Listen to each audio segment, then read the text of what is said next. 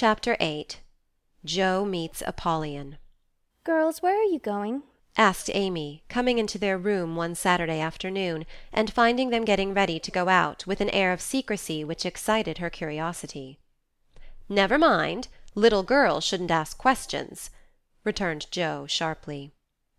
Now, if there is anything mortifying to our feelings when we are young, it is to be told that, and to be bidden to "run away, dear," is still more trying to us.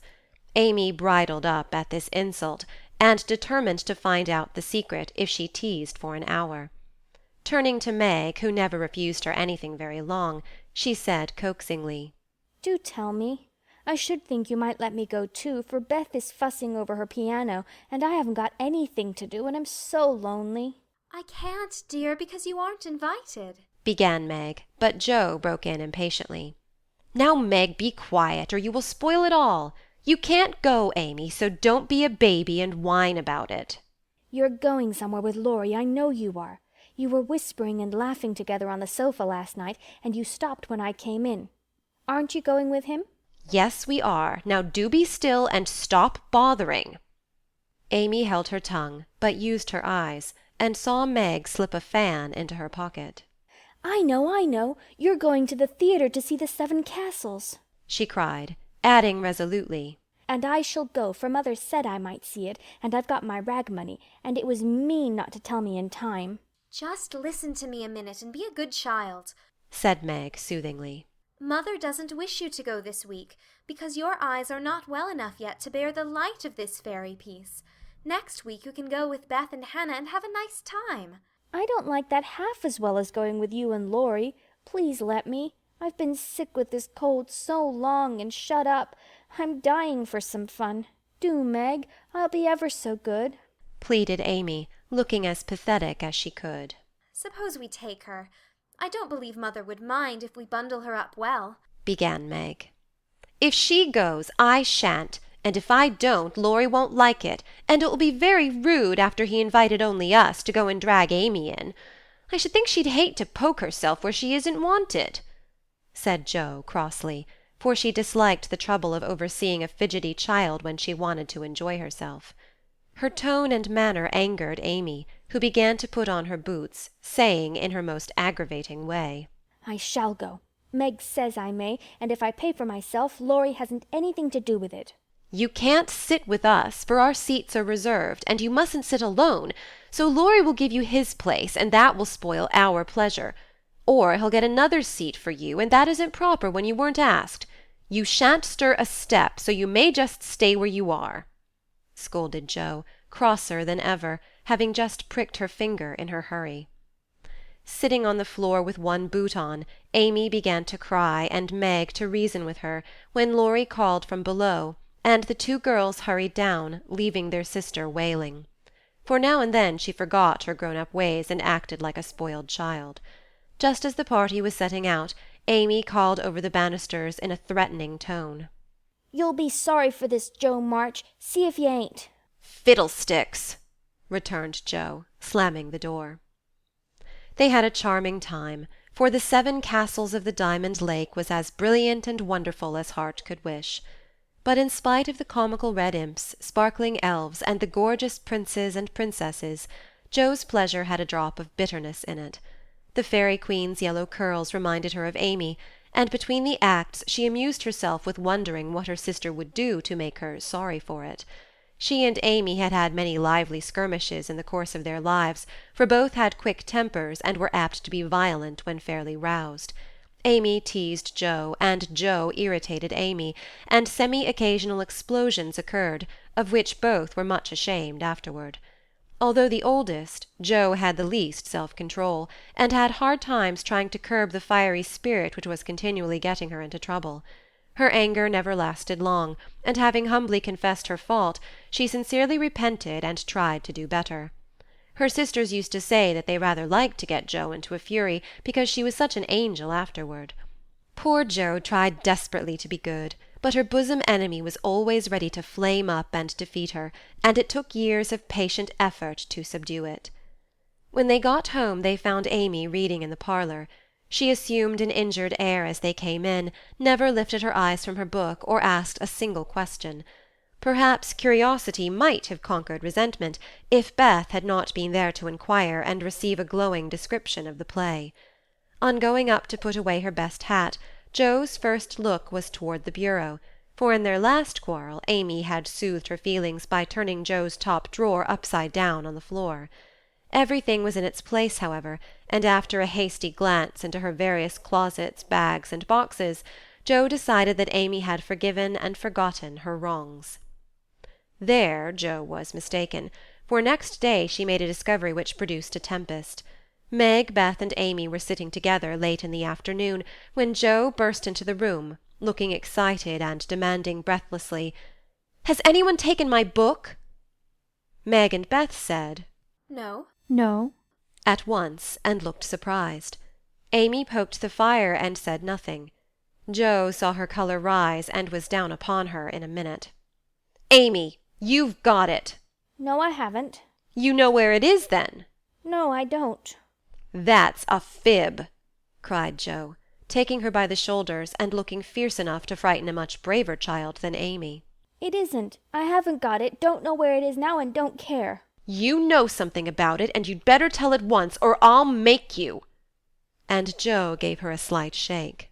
Scold as much as you like, you'll never see your silly old book again, cried Amy, getting excited in her turn. "Why not?" I burned it up. "What? My little book I was so fond of and worked over and meant to finish before father got home? Have you really burned it?"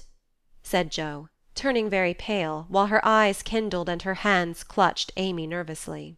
I told you I'd make you pay for being so cross yesterday, and I have, so— Amy got no farther, for Jo's hot temper mastered her, and she shook Amy till her teeth chattered in her head, crying in a passion of grief and anger, "You wicked, wicked girl! I never can write it again, and I'll never forgive you as long as I live." Meg flew to rescue Amy, and Beth to pacify Jo, but Jo was quite beside herself, and with a parting box on her sister's ear, she rushed out of the room up to the old sofa in the garret, and finished her fight alone. The storm cleared up below, for Mrs. March came home, and having heard the story, soon brought Amy to a sense of the wrong she had done her sister.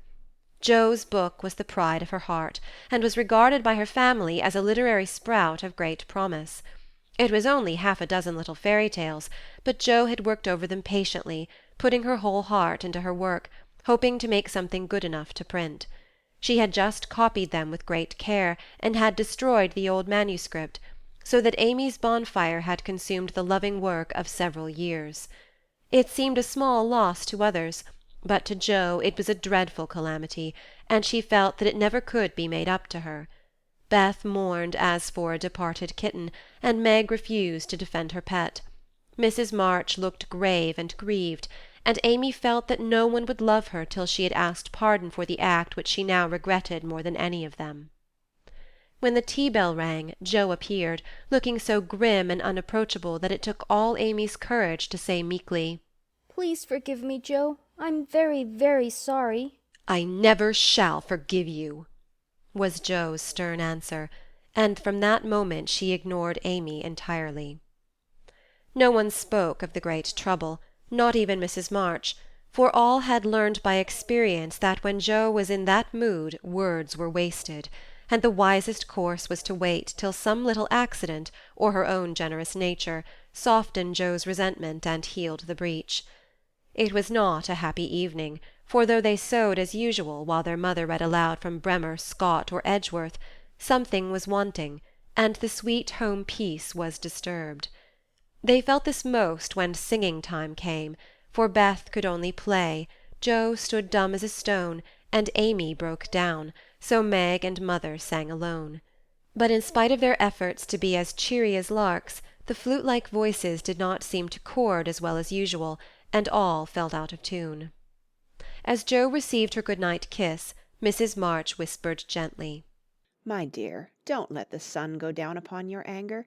Forgive each other, help each other, and begin again tomorrow." Jo wanted to lay her head down on that motherly bosom and cry her grief and anger all away, but tears were an unmanly weakness, and she felt so deeply injured that she really couldn't quite forgive yet. So she winked hard, shook her head, and said gruffly, because Amy was listening, "It was an abominable thing, and she doesn't deserve to be forgiven." With that she marched off to bed, and there was no merry or confidential gossip that night. Amy was much offended that her overtures of peace had been repulsed, and began to wish she had not humbled herself, to feel more injured than ever, and to plume herself on her superior virtue in a way which was particularly exasperating.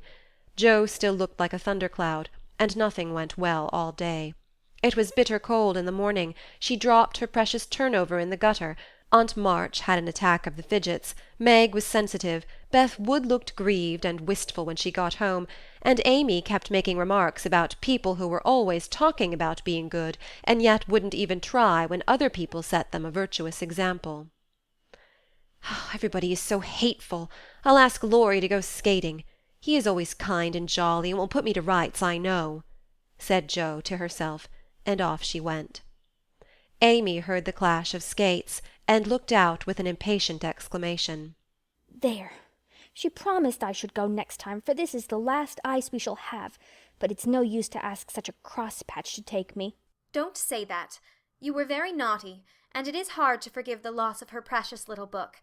But I think she might do it now, and I guess she will if you try her at the right minute," said Meg. "Go after them. Don't say anything till Jo has got good-natured with Laurie. Then take a quiet minute and just kiss her or do some kind thing, and I'm sure she'll be friends again with all her heart." I'll try, said Amy, for the advice suited her, and after a flurry to get ready, she ran after the friends, who were just disappearing over the hill.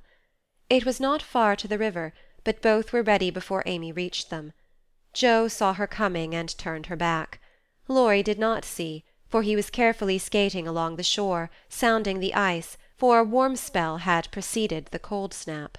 "I'll go on to the first bend and see if it's all right before we begin to race," Amy heard him say as he shot away, looking like a young Russian in his fur-trimmed coat and cap. Jo heard Amy panting after her run, stamping her feet and blowing on her fingers as she tried to put her skates on, but Jo never turned, and went slowly zigzagging down the river, taking a bitter, unhappy sort of satisfaction in her sister's troubles. She had cherished her anger till it grew strong and took possession of her, as evil thoughts and feelings always do unless cast out at once.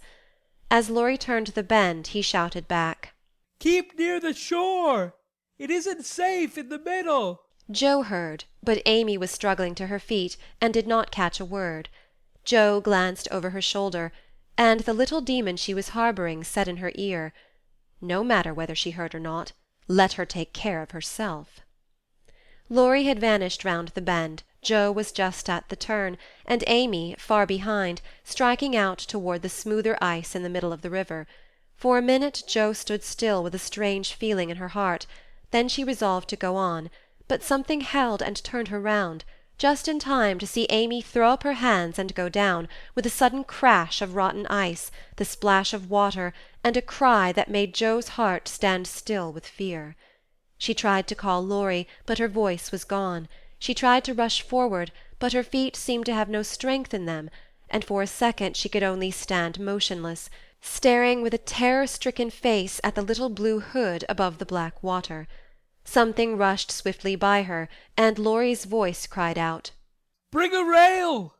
Quick! Quick!" How she did it she never knew, but for the next few minutes she worked as if possessed, blindly obeying Laurie, who was quite self-possessed, and lying flat, held Amy up by his arm and hockey-stick till Jo dragged a rail from the fence, and together they got the child out, more frightened than hurt. "Now then we must walk her home as fast as we can. Pile our things on her while I get off these confounded skates," cried Laurie, wrapping his coat round Amy, and tugging away at the straps which never seemed so intricate before. Shivering, dripping, and crying, they got Amy home, and after an exciting time of it, she fell asleep, rolled in blankets before a hot fire. During the bustle Jo had scarcely spoken, but flown about, looking pale and wild, with her things half off, her dress torn, and her hands cut and bruised by ice and rails and refractory buckles. When Amy was comfortably asleep, the house quiet, and Mrs. March sitting by the bed, She called Joe to her and began to bind up the hurt hands. "Are you sure she is safe?" whispered Joe, looking remorsefully at the golden head, which might have been swept away from her sight forever under the treacherous ice. "Quite safe, dear. She is not hurt, and won't even take cold, I think. You were so sensible in covering and getting her home quickly," replied her mother cheerfully. "Laurie did it all. I only let her go. Mother, if she should die, it would be my fault." And Joe dropped down beside the bed in a passion of penitent tears, telling all that had happened, bitterly condemning her hardness of heart, and sobbing out her gratitude for being spared the heavy punishment which might have come upon her. "It's my dreadful temper. I try to cure it, I think I have, and then it breaks out worse than ever. Oh, mother, what shall I do? What shall I do?" cried poor Joe in despair. "Watch and pray, dear. Never get tired of trying, and never think it is impossible to conquer your fault," said Mrs. March, drawing the blowsy head to her shoulder and kissing the wet cheek so tenderly that Joe cried even harder. "You don't know. You can't guess how bad it is. It seems as if I could do anything when I'm in a passion. I get so savage I could hurt anyone and enjoy it. I'm afraid I shall do something dreadful some day and spoil my life and make everybody hate me. Oh, mother, help me, do help me." "I will, my child, I will. Don't cry so bitterly, but remember this day, and resolve with all your soul that you will never know another like it. Joe, dear, we all have our temptations, some far greater than yours, and it often takes us all our lives to conquer them. You think your temper is the worst in the world, but mine used to be just like it." "Yours, mother? Why, you were never angry." And for the moment Joe forgot remorse in surprise. "I've been trying to cure it for 40 years, and have only succeeded in controlling it. I am angry nearly every day of my life, Joe, but I have learned not to show it, and I still hope to learn not to feel it, though it may take me another 40 years to do so."